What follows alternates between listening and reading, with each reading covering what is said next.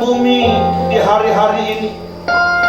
Tapi firman-Mu berkata bagi orang-orang yang tekun menanti-nantikan Engkau dan tekun hidup di dalam firman-Mu, Engkau akan melindungi mereka Tuhan. Ada perbedaan yang Kau buat, seperti Engkau membedakan umat-Mu Israel di tanah Goshen, di tengah-tengah Mesir Tuhan. Ada perlindungan Tuhan. Bahkan kami percaya janji firman-Mu Tuhan. Ketika kami beribadah kepadamu, Engkau berjanji Kau memberkati roti makanan kami, memberkati air minuman kami, menjauhkan segala sakit penyakit dari tengah-tengah kami. Tuhan, kami percaya janji firman-Mu, dan kami mau berlindung di dalam sabda-Mu Tuhan. Tuhan, terima kasih pagi hari ini kami masih boleh beribadah kepadamu. Kami boleh datang dengan hati yang haus dan lapar akan Engkau, mencari wajah-Mu. Dan kami percaya kami akan menikmati penggenapan janji firman-Mu di dalam hidup kami Tuhan. Tuhan, kami bersyukur pagi hari ini. Sebelum kami mau menyembah Engkau lebih lagi Tuhan, kami mau belajar kebenaran firman-Mu Tuhan. Biar kebenaran-Mu memerdekakan kami, firman-Mu mengajar kami untuk kami melakukan bagian kami. Karena kami percaya ketika kami melakukan bagian kami, Engkau mengerjakan bagian-Mu Tuhan. Karena Engkau Tuhan yang setia. Kami bersyukur pagi hari ini di dalam nama Yesus Tuhan yang siap dengan firman mereka katakan amin. Silakan duduk Bapak Ibu. Shalom. Saya melihat wajah-wajah yang penuh dengan sukacita, wajah-wajah yang penuh dengan iman. Nah, kita bersyukur kalau hari ini kita boleh beribadah kepada Tuhan. Amin. Di tengah-tengah situasi kondisi yang sedang terjadi hari-hari ini, mari kita terus mendekatkan hati kepada Tuhan. Karena firman Tuhan katakan di dalam Wahyu pasal yang ketiga, ketika Tuhan akan menggoncangkan langit dan bumi, tapi bagi orang-orang yang menanti-nantikan Tuhan, Tuhan akan memberikan perlindungan. Bagi orang yang beribadah kepada Tuhan, Mazmur 91 katakan, bagi orang yang hatinya melekat kepada Tuhan dan menjadikan Tuhan sebagai tempat perlindungan, maka ada perlindungan bagi setiap kita. Amin. Tapi bukan berarti terus kita mau sosokan cari masalah, enggak. Seperti apa pesan Pak Ahyong, kita enggak hidup dalam ketakutan, tapi kita berdoa, mendekatkan diri kepada Tuhan, tapi kita juga harus menjaga kesehatan kita. Amin. Hindari keluar yang tidak penting, yang tidak perlu. Lebih banyak duduk di bawah kaki Tuhan. Amin. Nah, bulan ini dan bulan depan kita akan terus bicara tentang penyembah sejati. Karena fokus tahun ini adalah memiliki hati sebagai penyembah. Nah, tentu sepanjang 2 bulan ini Bapak Ibu akan mendengar banyak khotbah berkaitan dengan penyembah sejati. Ada banyak mungkin ciri-ciri kalau Bapak Ibu yang selalu dapat setiap pagi renungan dari saya selalu akan menulis seorang penyembah sejati adalah pribadi yang bla bla bla bla bla setiap hari, karena ada begitu banyak hal yang harus kita lakukan sebagai penyembah sejati. Tetapi di bagian khotbah yang pertama saya, dan bulan depan kita akan belajar juga masih berbicara tentang penyembah sejati, maka tentu ayat dasarnya ini adalah di dalam Yohanes pasal yang keempat ayat 23 dan 24. Mari kita baca sama-sama ayat ini. 1, 2, 3. Tetapi saatnya akan datang dan sudah tiba sekarang bahwa penyembah-penyembah benar akan menyembah Bapa dalam roh dan kebenaran. Sebab Bapa menghendaki penyembah-penyembah demikian. Allah itu roh, dan barang siapa menyembah Dia harus menyembahnya dalam roh dan kebenaran. Nah, ada kalimat yang saya beri warna merah, sudah tiba sekarangnya. Nah, pagi hari ini saya akan menyampaikan 3 hal, dan saya berharap saya bisa sampaikan agak lebih cepat supaya kita nanti juga punya waktu untuk praktek bagaimana hidup dalam penyembahan. Saya akan jelaskan satu persatu. Nah, hal yang pertama yang saya mau meneguhkan Bapak Ibu adalah kita adalah penyembah sejati. Yang percaya katakan amin. Karena firman Tuhan katakan, kalau Bapak Ibu masih ingat khotbah saya beberapa waktu yang lalu di dalam 2 Korintus pasal 5 ayat 17, di situ katakan, jadi siapa yang ada di dalam Kristus, ia adalah ciptaan baru, yang lama sudah berlalu, sesungguhnya yang baru sudah datang. Sama seperti Yohanes 4 dikatakan, sekarang telah tiba waktunya. Kapan? Pada saat kita mengaku di mulut, percaya di hati bahwa Yesus adalah satu-satunya Tuhan dan Juru Selamat hidup kita, maka saat itu kita memperoleh hidup yang kekal, hidup kita dipulihkan, hidup kita dibaharui, dan kita menjadi ciptaan baru. Dan Bapak Ibu masih ingat tentunya tiga ciri-ciri ciptaan baru? Masih ingat? Yang pertama apa? Suka menyembah. Kenapa? Karena memang kita didesain Allah sebagai makhluk penyembah. Yang kedua, suka firman Tuhan, sebab firman Tuhan itu adalah makanan pokok kita setiap hari. Makanya ngomong kanan kiri, ayo setiap hari nyembah Tuhan, setiap hari baca firman Tuhan, dan setiap hari kita juga harus apa? Suka berbuat baik, karena ini adalah sifat alami orang percaya. Jadi yuk kita benar-benar buktikan, benar-benar kita nyatakan bahwa kita adalah ciptaan baru di dalam Yesus. Kenapa? Karena kita didesain Allah sebagai makhluk penyembah. Nah, secara khusus saya akan jelaskan bagian ini. Nah, Allah tidak dapat menyembah dirinya sendiri. Makanya pada mulanya Allah menciptakan malaikat yang kita kenal dengan nama Lucifer sebagai makhluk penyembah. Nah, Bapak Ibu nanti boleh baca di dalam Yehezkiel pasal 28 ayat 12 sampai 17. Itu gambaran tentang bagaimana indahnya Tuhan menciptakan Lucifer sebagai makhluk penyembah. Badannya itu para penafsir katakan seperti alat musik. Semua alat musik ada. Ketika dia melangkah ada alunan-alunan musik yang akan keluar menjadi sebuah penyembahan kepada Allah. Bahkan dia dihiasi dengan berbagai macam batu permata. Pokoknya keren banget. Kita lihat orang baru pakai satu kalung ada batu permata aja udah keren kan. Nah, Lucifer diciptakan Tuhan seluruh tubuhnya itu batu permata, berkilau-kilauan. Tapi kalau kita baca di dalam Yesaya pasal 14 ayat 12 mulai sampai 15, karena dia dalam tanda kutip sendiri lebih dari malaikat yang lain, dia menjadi sombong. Dia ingin menyamai Allah yang seharusnya dia sembah. Dia pengen disembah. Di dalam Yesaya 14 akhirnya di bagian terakhir dikatakan maka Tuhan melemparkan dia ke bumi. Makanya dia sekarang menjadi penghulu kerajaan kegelapan, iblis. Makanya dia berusaha merusak manusia. Kenapa? Ketika dia dibuang oleh Allah dan Allah gak buat apa-apa untuk dia. Udah dibuang, udah gak berguna kamu. Tapi kemudian Allah menciptakan lagi manusia, membentuk manusia dari debu tanah. Dalam kitab Kejadian pasal 1 ayat 27 dan 8, bahkan menurut gambar dan rupa Allah. Wow, keren. Ngomong kanan kiri, kamu diciptakan tuh menurut gambar dan rupa Allah. Keren banget Bapak Ibu.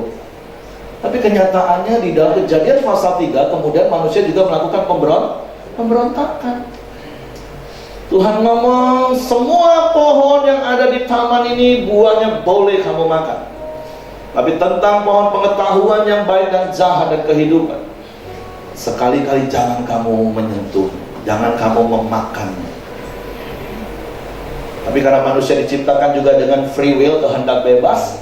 Singkat cerita kita tahu semua dari kitab Kejadian pasal yang ketiga, akhirnya Hawa mengambil buah itu, padahal ada si Adam di sampingnya.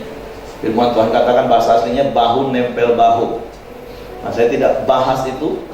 Di Camp Pria sudah dibahas secara detail. Singkat cerita, manusia jatuh dalam dosa dan manusia juga diusir keluar dari Taman Eden. Tapi ada satu hal yang berbeda.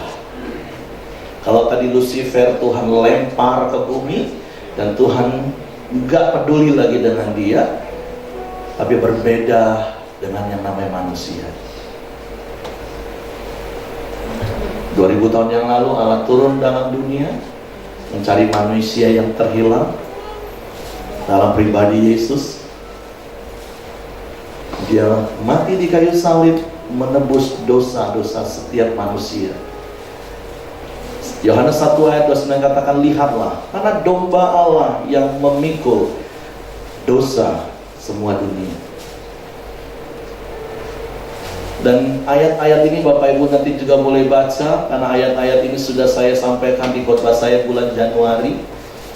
Kenapa? Karena hal inilah yang membuat kita bisa kembali terhubung dan bergantung pada Tuhan, yaitu berpusat pada Kristus. Kenapa 2 bulan yang lalu kita belajar tentang berpusat kepada Kristus? Karena kita harus ngerti sebagai penyembah sejati itu mungkin terjadi ketika kita kembali terhubung. Dan Bapak Ibu masih ingat khotbah saya, apa yang bisa membuat kita terhubung dengan Tuhan kembali? Yang tadinya manusia sudah diusir keluar dari Taman Eden, terpisah dari Allah sebab upah dosa dalam maut, artinya terpisah dari Allah.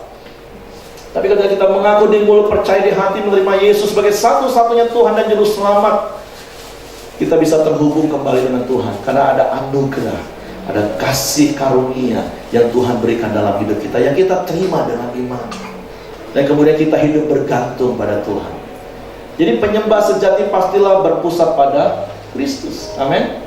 Jadi saya mau meneguhkan setiap kita bahwa kita adalah penyembah sejati. Kenapa? Karena memang dari sejak semula kita didesain Tuhan, diciptakan Tuhan sebagai penyembah sejati, menyembah Tuhan. Amin. Dan kita sudah dipulihkan.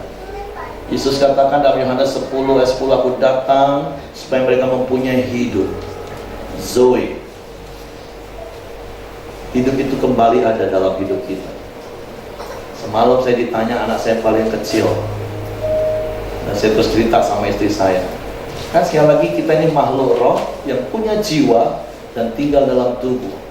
Ketika kita menerima Yesus sebagai Tuhan dan Juru Selamat, maka roh kita itu yang dibaharui, menjadi ciptaan baru yang sempurna, yang sifatnya yang suka menyembah, suka dengar firman, suka berbuat baik. Tapi kan yang proses dalam hidup kita kan dalam jiwa dan tubuh kita, khususnya jiwa kita.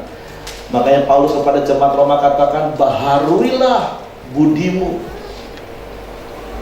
Nah, tapi pertanyaannya saya gini, Pak, karena kami ngobrol sambil dia mau tidur, saya kan tiap malam kalau pas nggak ada kegiatan malam, saya kelonin dia, saya bacain Alkitab, saya cerita. Nah, karena kemarin kami udah baca Alkitab, yang 5 pasal juga sudah saya bacain.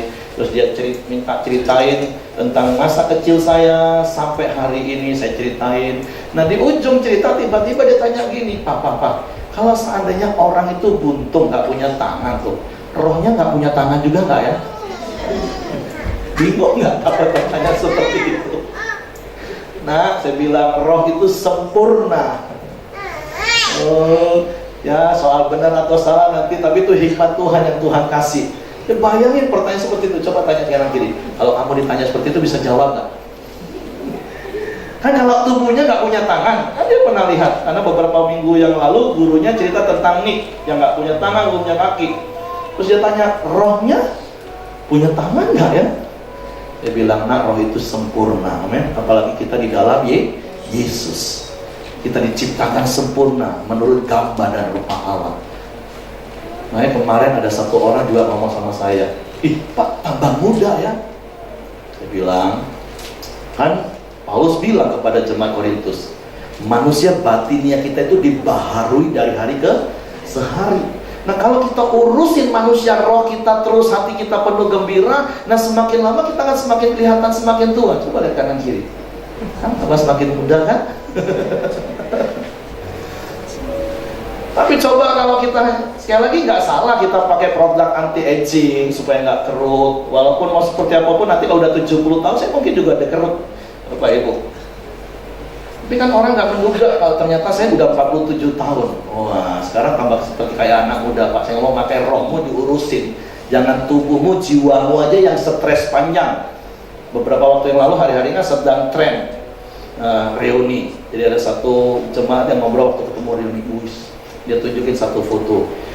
Ya ampun Pak, ini teman satu angkatan, udah kelihatan tua banget. Saya bilang itu beban hidup. Ngomong kanan kiri.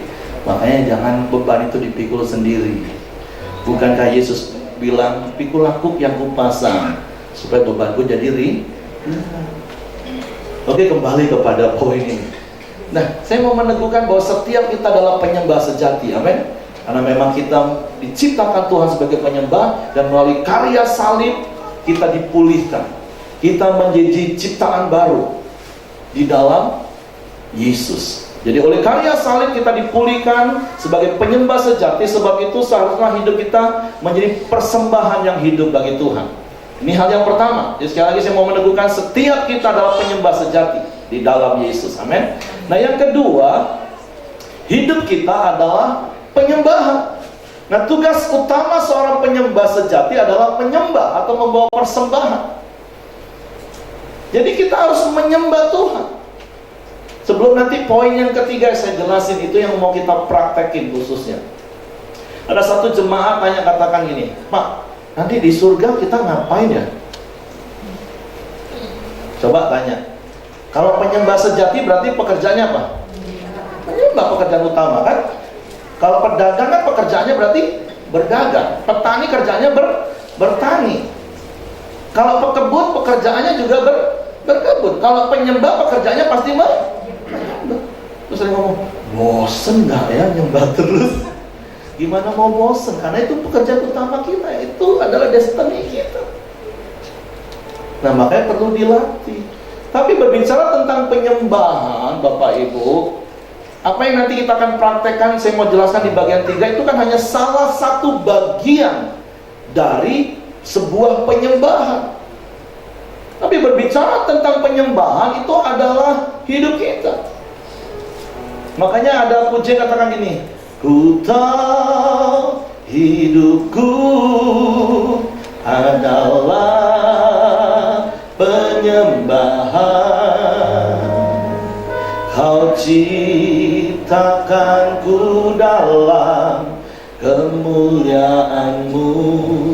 Berbicara tentang penyembahan itu bukan cuma waktu kita nyanyi seperti ini, bukan. Tapi penyembahan itu adalah gaya hidup kita. Seluruh aspek hidup kita itulah penyembahan Tuhan kepada Tuhan. Nah saya mau jelaskan dulu ayat ini dalam Mazmur pasal 115 ayat yang ke-8.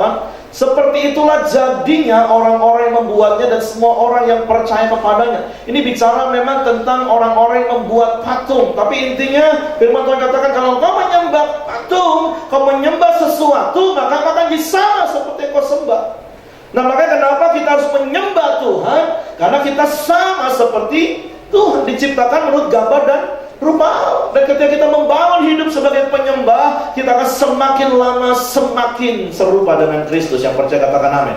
Amin. Makanya sekali lagi hal yang pertama, kita adalah penyembah sejati, dan pekerjaan penyembah itu adalah penyembahan, menyembah, membawa persembahan. Dan itu bukan, sekali lagi, bukan hanya sekedar bicara poin 3 yang nanti saya jelaskan, tapi seluruh aspek hidup kita. Karena Paulus kepada jemaat Roma katakan apa? Karena itu saudara-saudara, demi kemurahan Allah aku menasehatkan kamu supaya kamu mempersembahkan tubuhmu sebagai persembahan yang hidup, yang kudus dan yang berkenan kepada Allah. Itu adalah ibadahmu yang sejati. Janganlah kamu menjadi serupa dengan dunia ini, tetapi berubahlah oleh pembaharuan budimu, sehingga kamu dapat membedakan manakah kehendak Allah, apa yang baik, yang berkenan kepada Allah, dan yang sempurna. Jadi hidup kita itulah penyembahan kepada Tuhan. Hidup yang kudus, yang tidak bercacat celah. Nah bicara tentang hidup kudus, bicara tentang kata kudus secara khusus, itu bahasa Yunani memakai kata hageos. Nah kata hageos itu kalau diterjemahkan kembali ke dalam bahasa Indonesia itu artinya berbeda. Artinya kehidupan penyembah sejati, karena kehidupannya adalah penyembahan bagi Allah, maka kehidupannya harus berbeda dengan cara hidup orang dunia. Yang percaya katakan amin. Harus kudus, persembahan hidup kita itu kudus. Jadi bicara tentang kudus bukan terus sempurna, ujungnya memang sempurna. Tapi berbicara tentang kata kudus itu bicara tentang berbeda. Hidup kita memang berbeda dengan cara hidup orang dunia, amin.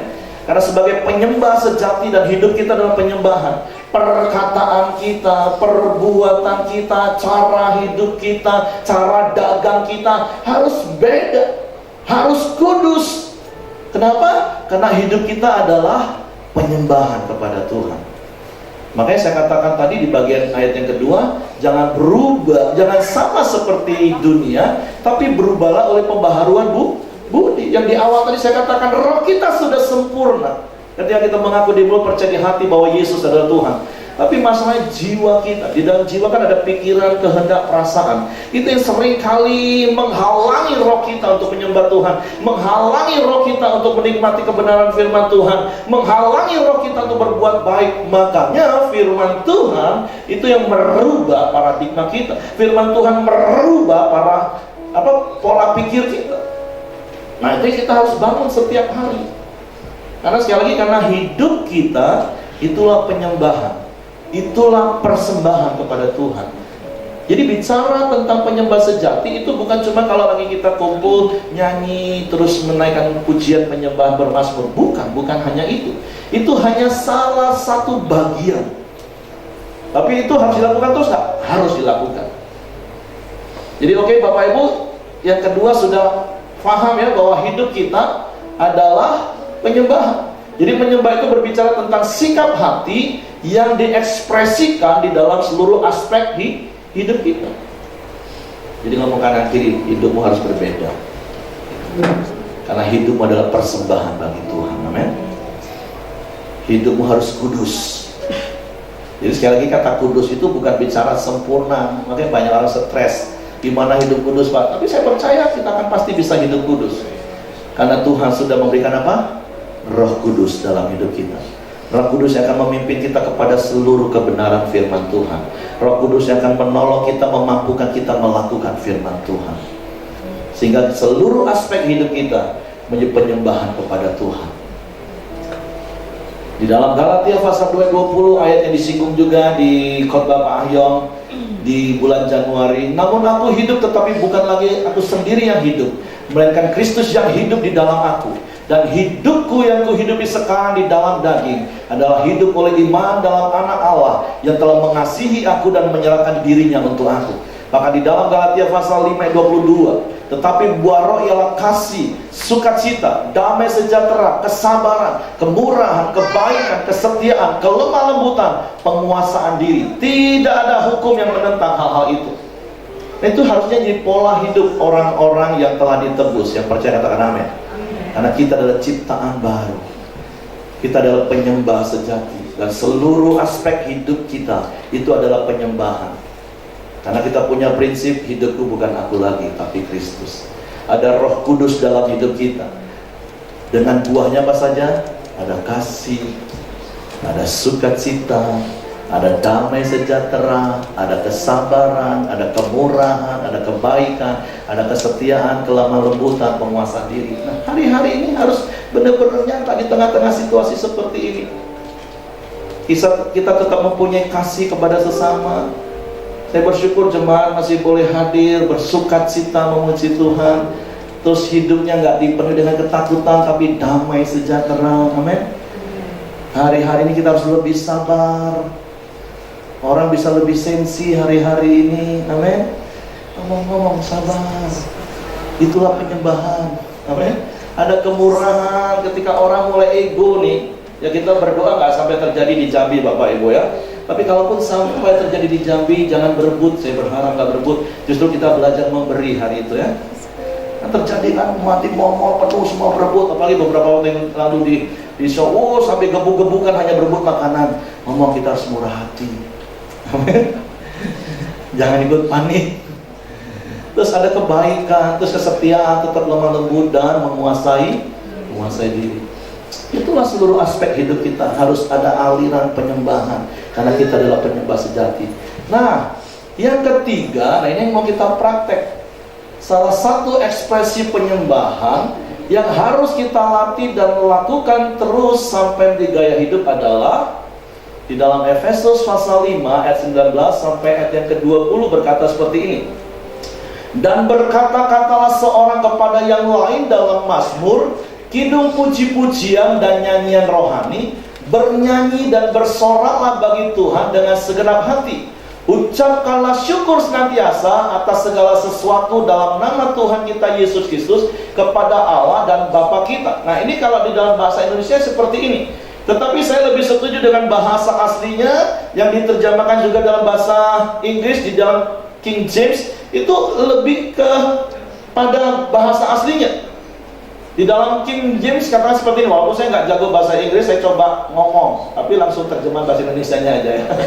Speaking to yourself. Jadi berbicara kepada dirimu sendiri.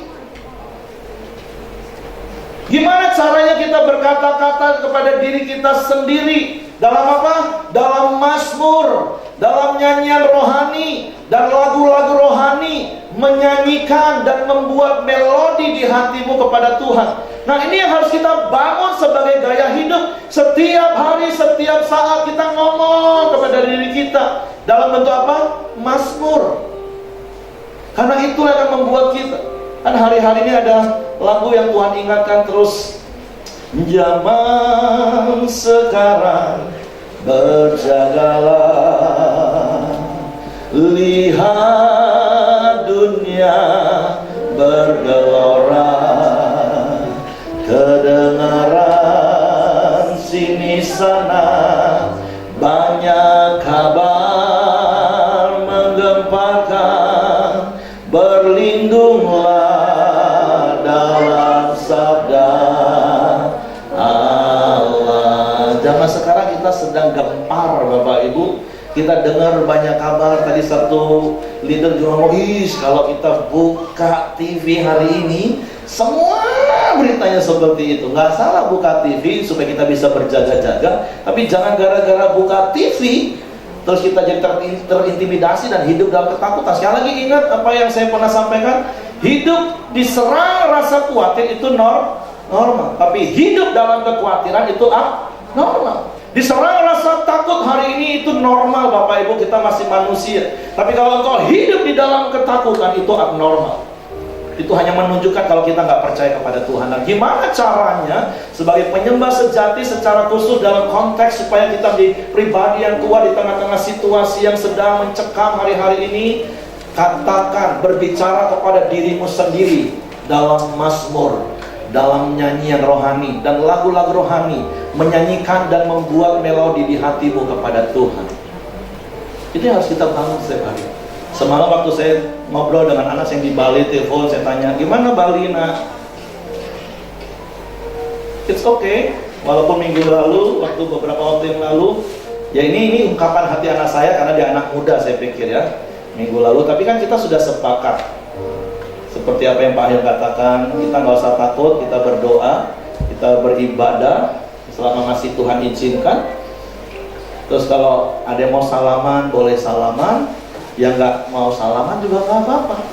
Minggu lalu saya tanya anak saya, dia ngomong lebay. Sudah, nah nggak apa-apa, yang penting kamu beribadah. Nah, yang semalam saya tanya, jadi gimana Bali? Kan ada juga WNA yang meninggal. Dia ngomong banyak kok. Dia ngomong cuma kayak flu aja Pak. Maksud saya suka dengar anak saya karena dia tenang, dia nggak panik, dia nggak takut. Tapi saya juga tetap aja. Tapi yang penting nak, kamu berdoa, kamu juga berjaga-jaga, jaga kesehatan, minum air banyak, terus minum vitamin, terus kerja, jalanin aja hidup. Kalau nggak penting banget, nggak usah keluar. Tapi semakin saya ngomong, tapi ingat besok kamu harus ibadah. Saya suka dia tenang. Bali kan banyak, walaupun yang diekspos kan cuma Jakarta. Dia ngomong Bali banyak kok Bang. Bahkan ada yang meninggal di rumah sakit Sanglah, WNA. Tapi dia bilang cuma kayak flu. Tapi kan kabar terbaik yang memang puji Tuhan semua sudah bisa diatasi. Amin. Nah, tapi kembali kepada topik yang saya mau katakan, ini harus kita lakukan setiap hari, berbicara kepada diri sendiri. Gimana caranya? Itulah bicara gaya hidup menyembah, suka menyembah. Jadi kita ini penyembah sejati dan hidup kita ini sebagai penyembahan. Tapi kita juga harus membangun gaya hidup suka menyembah. Karena ayat ini katakan. Makanya kita akan lebih banyak menyembah hari ini. Kenapa kita harus lakukan seperti itu Bapak Ibu? Roma pasal 10 ayat 17 katakan apa? Yuk baca sama-sama 1, 2, 3. Jadi iman timbul dari pendengaran, dan pendengaran oleh firman Kristus. Ketika kita menaikkan pujian yang adalah perkataan-perkataan firman, telinga kita dengar, kita akan semakin dikuatkan iman kita. Amin. Tapi coba kalau yang kita dengar, yang kita input hanya berita yang menakutkan terus, waduh, ujung-ujungnya kita ketakutan dan stres. Makanya lebih baik punya banyak waktu hari-hari ini nyanyi. Makanya kenapa saya katakan, ayo suka nyanyi. Daud, Bapak Ibu, menjadi pribadi yang teguh hatinya menghadapi kehidupan. Karena apa? Karena gaya hidup penyembahannya, suka bermazmur. Nah, kalau Bapak Ibu baca di dalam kitab Mazmur itu 73 pasal di dalam kitab Mazmur itu ditulis oleh Daud. Jadi bukan semua 150 pasal kitab Mazmur itu ditulis oleh Daud, bukan Bapak Ibu. Karena kadang saya dengar pengkhotbah katakan Daud bermazmur. Oh enggak, belum tentu itu mazmurnya Daud. Ada Bani Korah, ada Yedutun, ada Bani Asaf, ada Musa, ada banyak. Tapi 73 itu ditulis oleh Daud. Itu sejak dia di padang gembala, ketika dilupakan oleh ayah ibunya, ada mazmurnya. Ketika dia dikejar-kejar oleh Saul, dia bermazmur. Bahkan ketika dia dikejar-kejar Absalom, ketika kudeta, dia juga bermazmur. Ketika dia ada di dalam kemuliaan seorang raja, dia juga bermazmur. Sepanjang hidup Daud suka bermazmur. Makanya Daud menjadi salah satu dari 3 orang yang dicatat di dalam firman Tuhan, kepadanya Allah berkenan. Nah, saya berdoa, saya berharap, saya mengajak setiap jemaat, yuk bangun gaya hidupmu seperti Efesus pasal 5 tadi. Katakan kepada dirimu setiap hari. Ibadah ini sebenarnya kan cuma contoh, role model saja. Nyanyi di sini kita masih bisa diiringi dengan pemain musik, terus ada LCD. Makanya ngomong kanan kiri, makanya ikut nyanyi. Terus hafalin lagu. Kalau mau ngomong susah, hafal sekarang gampang. Saya soalnya pernah cerita, gimana kalau pagi setel aja YouTube.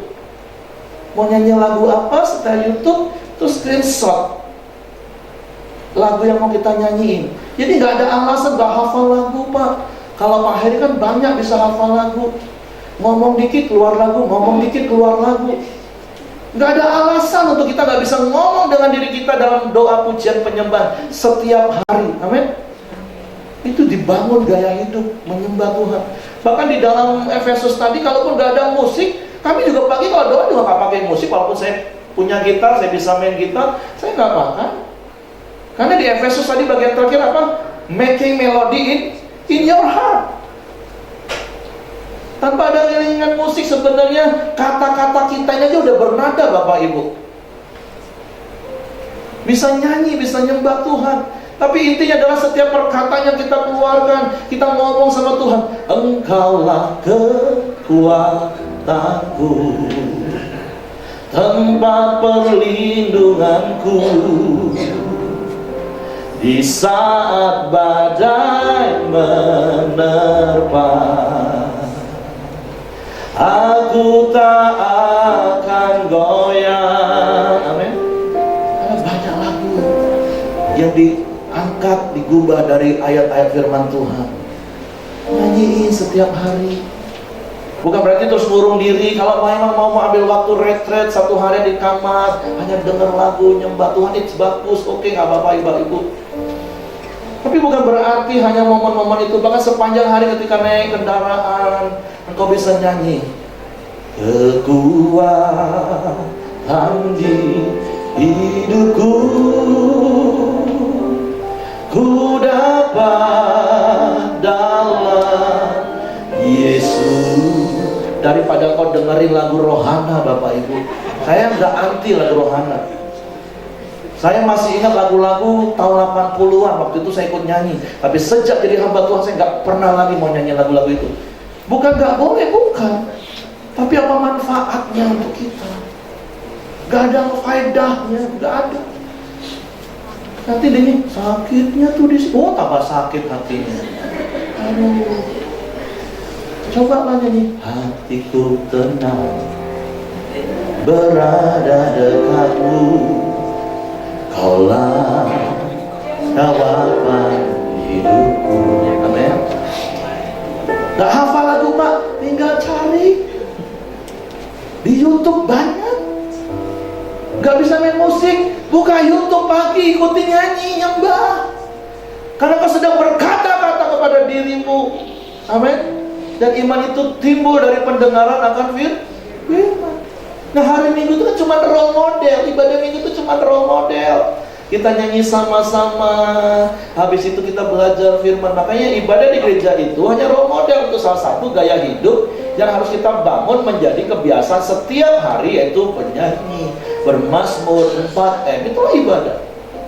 1 Timotius 4 itu juga katakan, tetapi jauhilah takhyul dan dongeng nenek-nenek tua, latihlah dirimu beribadah. Jangan dongeng-dongeng, jangan kabar-kabar yang menggemparkan yang lebih kau dengar hari-hari ini. Untuk dengar kau bisa berjaga-jaga itu bagus Bapak Ibu.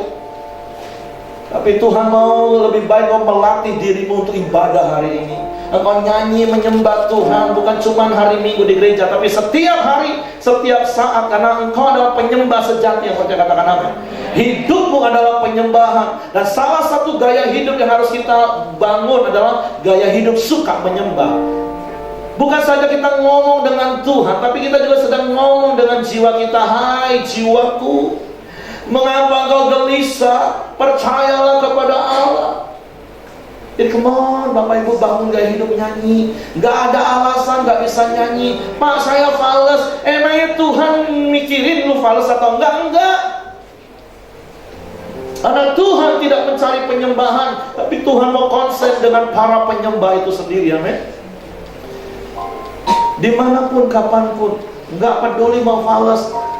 Dari surga Tuhan gak ngomongin, stop, fales, sakit telingaku. Enggak. Tuhan melihat hati kita yang rindu menyembah Dia. Amin. Jadi bangun gaya hidup. Gak ada alasan, apalagi zaman sekarang sekali lagi, gak ada alasan untuk gak bisa membangun gaya hidup menyembah. Daripada kau habisin kuota hanya untuk nonton yang gak benar, engkau dengerin berita yang justru menakutkan engkau, setel YouTube kalau engkau gak bisa nyanyi. Dengar, terus belajar, ucapkan kata-kata itu. Amin. Karena itulah gaya hidup yang harus kita bangun. Yesaya 30:15 katakan, sebab begini firman Tuhan Allah yang Maha Kudus, Allah Israel, dengan bertobat dan tinggal diam kamu akan diselamatkan. Baca sama-sama bagian terakhir. Dalam tinggal tenang dan percaya terletak kekuatanmu. Sudah nggak usah dibaca yang terakhir ya. Karena saya percaya di sini jemaat akan mau lakukan. Amin. Jangan seperti bangsa Israel, suruh tinggal tenang dan percaya, mereka enggak, mereka nggak mau.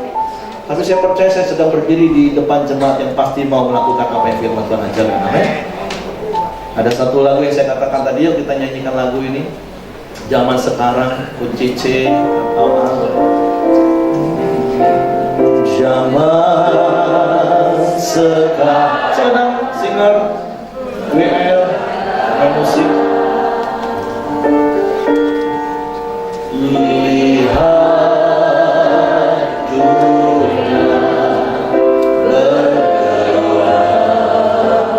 Amin. Kedengaran sini sana banyak kabar menggemparkan, berlindunglah dalam sabda Allah. Zaman sekarang berdoalah. Zaman sekarang berdoalah. Di tengah dunia bergelora. Di tengah dunia bergelora. Sekalipun kedengaran sini sana, kedengaran sini sana banyak kabar menakutkan, berlindunglah dalam sabda Allah. Jangan dikatakan zaman sekarang berjagalah. Zaman sekarang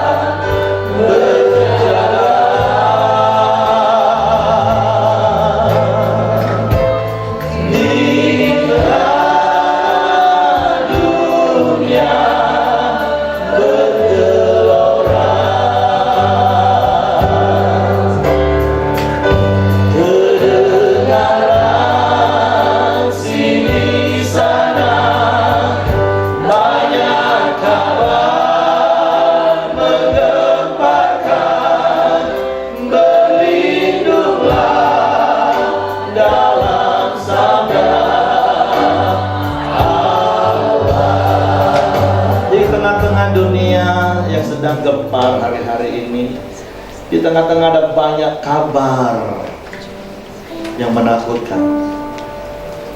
Mari berlindung di dalam sabda Allah. Ada banyak perkataan-perkataan firman Tuhan yang zaman sekarang digubah dalam bentuk lagu. Nyanyikan itu, katakan kepada dirimu. Kita akan datang pada Tuhan, hatiku tenang, pertolongan berada denganku. Mari saya undang kita bangkit berdiri. Kita lakukan ini sebagai penyembahan kita. Nyanyikan lagu ini sebagai ungkapan hatimu. Tuhan, hatiku tenang, karena Kau yang menjamin hidup. Sebenarnya saya mau ngajak Bapak Ibu nyembah terus, karena setiap saat ada lagu, ada pujian yang bisa keluar. Tapi kan masih ada ibadah yang kedua. Tapi maksud saya sekali lagi, ini hanya jadi seperti contoh. Terus di rumah lakukan menjadi gaya hidup. Amin. Ketika engkau berkata-kata, telingamu akan dengar perkataan-perkataan firman, dan itu akan membuat engkau tetap tinggal tenang hari-hari ini. Hatiku tenang, berada dekatmu, Kaulah jawaban hidupku. Ya.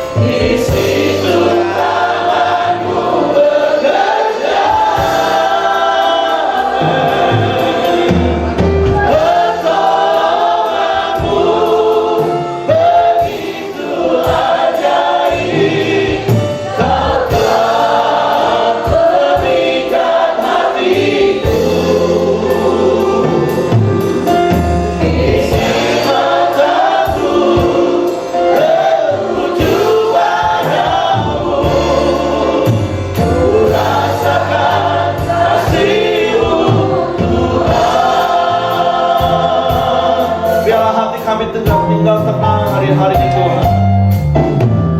Hatiku tenang, berada dekatmu, Kaulah jawaban hidupku. Hatiku tenang, berada dekatmu, Kau yang pelihara hidupku. Pertolongan kami, kami percaya pertolongan-Mu tidak pernah terlambat bagi kami Tuhan.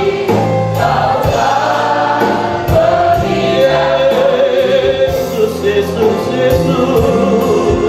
Di saat aku tak sanggup lagi, di situ tangan-Mu bekerja.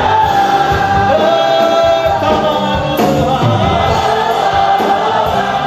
Ya, percaya pertolongan Tuhan nyata bagi orang yang berharap pada-Nya. Amin, amin. Biarlah mata kami terus tertuju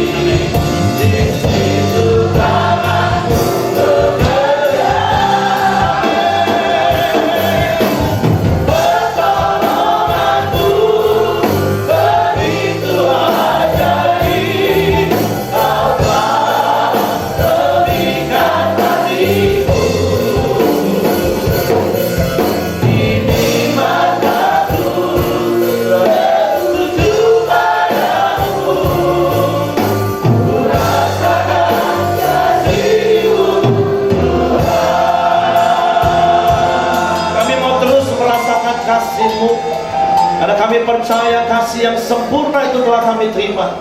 Kami hidup di dalam Engkau dan Engkau di dalam kami. Engkau memulihkan hidup kami menjadi penyembah-penyembah sejati.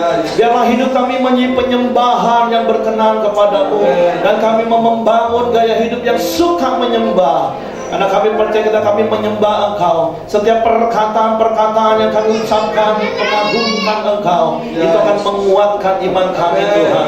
Tuhan, kami mau berdoa hari-hari ini, biarlah setiap kami tetap tinggal tenang di tengah kabar-kabar yang menggemparkan. Hati kami percaya, hati kami tidak takut, Tuhan. Karena kami percaya Engkaulah perlindungan kami, Engkaulah pertolongan kami. Tuhan, berikan kami juga hikmat hari-hari ini untuk menjaga kesehatan kami, untuk merawat tubuh yang sudah Kau berikan bagi kami. Tuhan, kami percaya sekali lagi Kau perlindungan kami, ada proteksi bagi kami, orang-orang yang berharap kepadamu.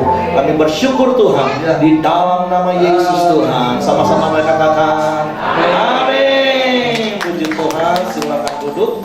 Ya, sekali lagi, jadikan gaya hidup Bapak Ibu untuk suka menyembah, karena itu adalah gaya hidup kita. Amin.